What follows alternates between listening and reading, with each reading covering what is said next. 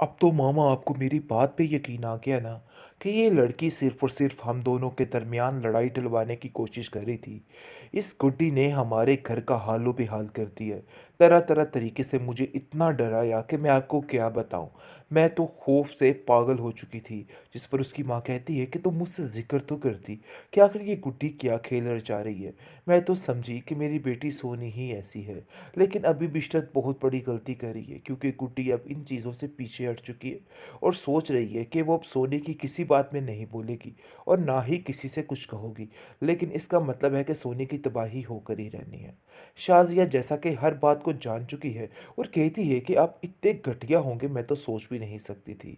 आप कैसे और यानी कि कैसे इस तरह के काम कर सकते हैं। कैसे उसके माँ बाप को मार सकते हैं। इतनी बेदर्दी से भी कोई किसी को मार सकता है। जिसको सुनकर वो कहता है कि अच्छा, अगर तुम्हें पता चल गया है ना तो अपनी ज़ुबान बंद रखो।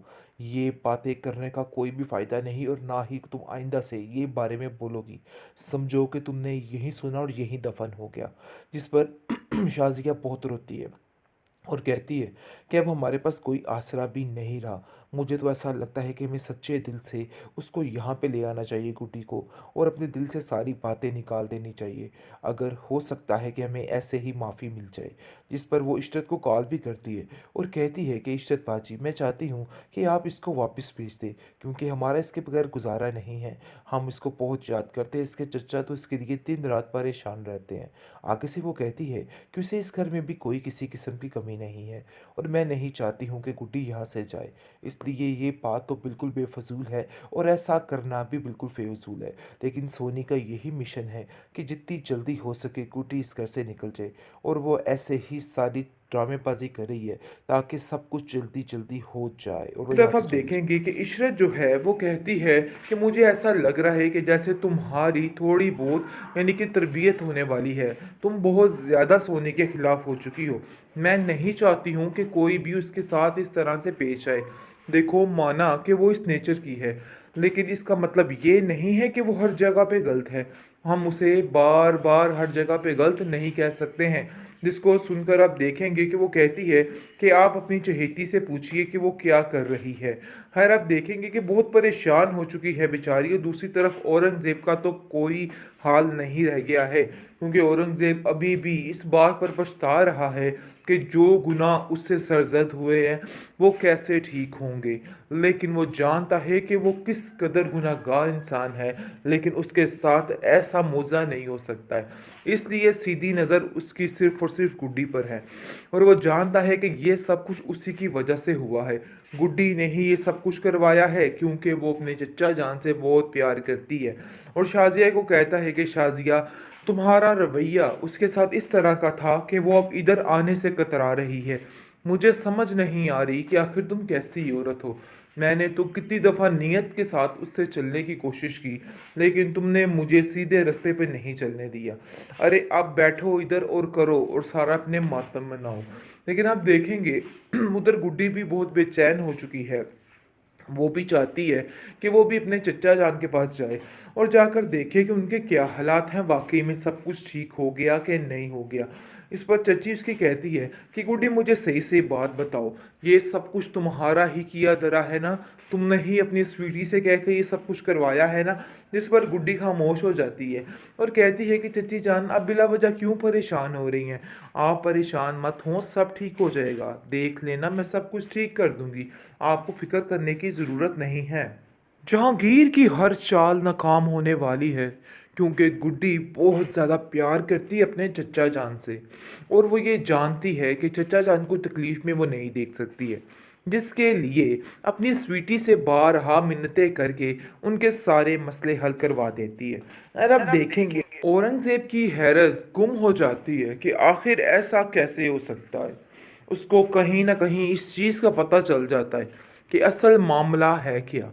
इसलिए वो कहता है कि देखो शाजिया, सारी बात गुड्डी की है। मैं तुम्हें पहले ही बता रहा हूँ, ये सब कुछ गुड्डी ने करवाया है और गुड्डी हमारे साथ ना होती तो कुछ भी ना होता। ये बात तुम बड़े अच्छे तरीके से समझ लो। ऐसे ही हमारे दिन नहीं फिरे हुए थे गुड्डी के साथ, कुछ ना कुछ तो मामला था। इसलिए तो वो लोग गुड्डी को वहाँ से भेजने का नाम नहीं ले रहे हैं। आगे से शाज़िया कहती है कि मैंने इशरत से बातों बातों में कई दफ़ा पूछा है, कई दफ़ा बात की है कि वो गुड्डी को वापस भेज दे, लेकिन उनका कोई भी ऐसा ख्याल नहीं है और ना ही इशरत उसे यहाँ पे भेजने वाली है, क्योंकि इशरत को बिनक पड़ चुकी है कि इधर वो किस तरीके से रह रही थी।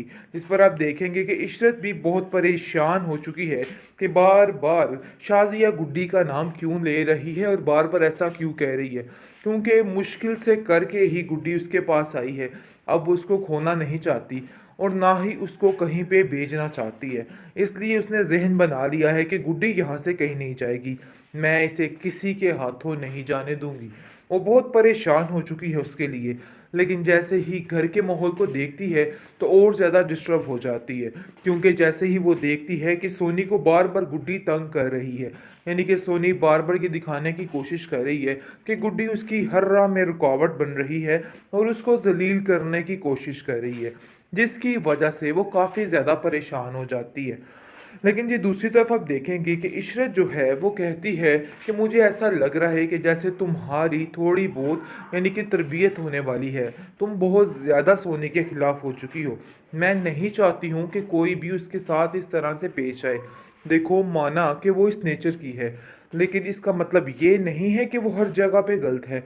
हम उसे बार बार हर जगह पे गलत नहीं कह सकते हैं। जिसको सुनकर आप देखेंगे कि वो कहती है कि आप अपनी चहेती से पूछिए कि वो क्या कर रही है।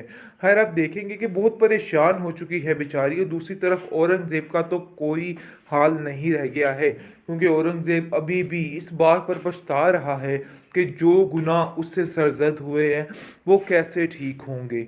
लेकिन वो जानता है कि वो किस कदर गुनाहगार इंसान है, लेकिन उसके साथ ऐसा मौज़ा नहीं हो सकता है।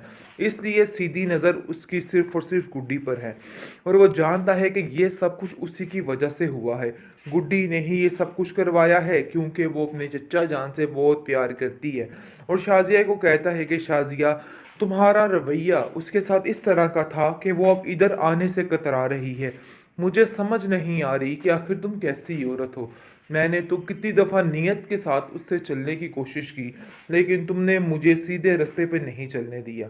अरे आप बैठो इधर और करो और सारा अपने मातम मनाओ। लेकिन आप देखेंगे उधर गुड्डी भी बहुत बेचैन हो चुकी है।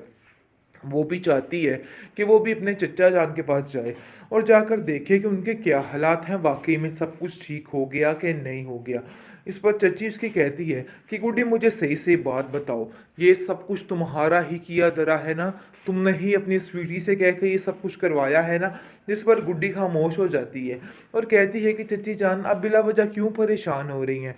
आप परेशान मत हो, सब ठीक हो जाएगा, देख लेना, मैं सब कुछ ठीक कर दूंगी, आपको फिक्र करने की ज़रूरत नहीं है।